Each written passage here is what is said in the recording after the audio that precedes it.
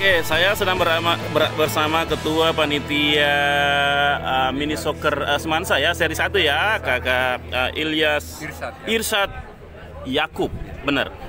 Om Ilyas, ini Irsyad ini apa tujuannya dan bagaimana persiapannya sejauh ini sampai bisa menggelar acara yang luar biasa ini?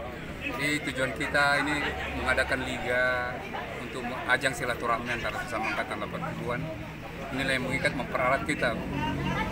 Dan masalah persiapannya 86 ini tidak memakai sponsor, kita betul-betul dari sumbangsi dari teman-teman Semansa 86 ya, yang menyiapkan pokoknya semua kebutuhan persiapan sampai di ini. Hadiah-hadiahnya ini berapa ini Om Isa? Apa ini? Apa saja hadiahnya ini?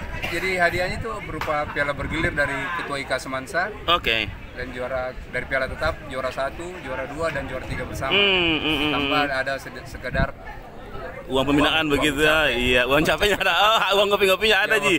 Oke, ini pesertanya dari mana saja dan bagaimana pengaturannya untuk kompetisi ini? Jadi pesertanya angkatan 80, 81, 82, 83, 84, 85, 86, 87, 88, 89 plus 90. Oh, ada 90. Ya, kenapa kita masukkan 90?